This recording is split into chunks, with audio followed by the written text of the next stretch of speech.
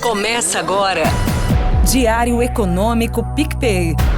Uma análise das principais informações que impactam os mercados, A economia global e do Brasil. de segunda a sexta, às 6 da manhã, no Spotify e YouTube.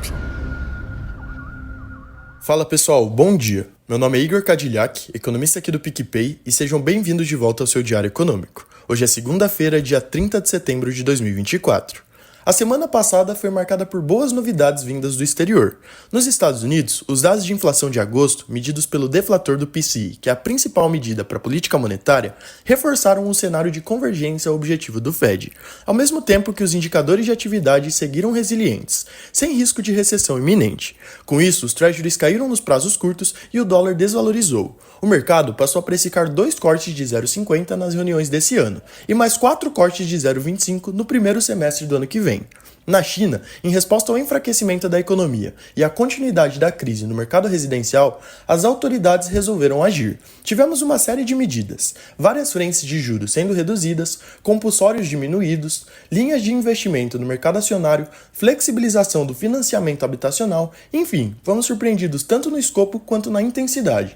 As duas notícias são bem positivas para emergentes. As bolsas globais e as commodities metálicas avançaram. O contraponto foi o petróleo, que despencou após a Arábia Saudita, maior exportador mundial, aceitar reduzir os preços para retomar a produção.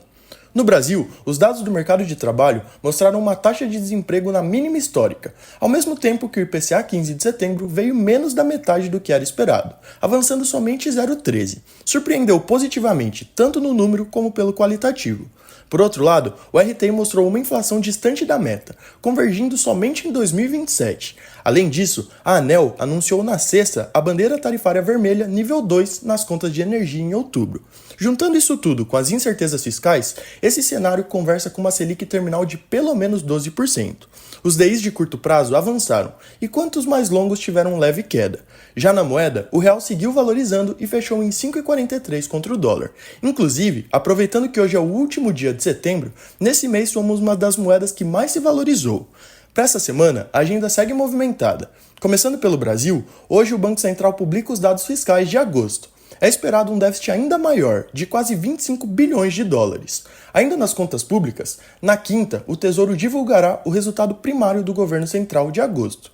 Com os gastos extraordinários do Rio Grande do Sul, devemos ter um déficit de 21 bilhões de reais. A receita líquida continuará mostrando um crescimento real importante. Na atividade, na quarta, o IBGE divulga os números da indústria em agosto. Projetamos uma queda de 0,1% na margem. Mesmo com o resultado negativo, a produção industrial continua em patamar elevado comparado aos anos recentes. E na sexta, conheceremos nosso saldo comercial de setembro. Mesmo com a redução nas exportações e aumento das importações, as contas externas tendem a continuar sendo um importante porto seguro para nós, mostrando um superávit de mais de 4 bilhões de dólares no mês. Indo para o exterior, nos Estados Unidos, hoje o presidente do Fed, Jerome Powell, discursará. Ele pode oferecer pistas adicionais sobre a visão do Banco Central quanto à economia e à política monetária. Ou não, na semana passada ele não tocou no assunto, mas é sempre importante acompanhar de perto. De toda forma, o foco da semana são os relatórios de emprego, dados cruciais, já que cada vez mais as atenções estão voltadas para uma desaceleração no mercado de trabalho e como isso pode influenciar as próximas decisões de juros.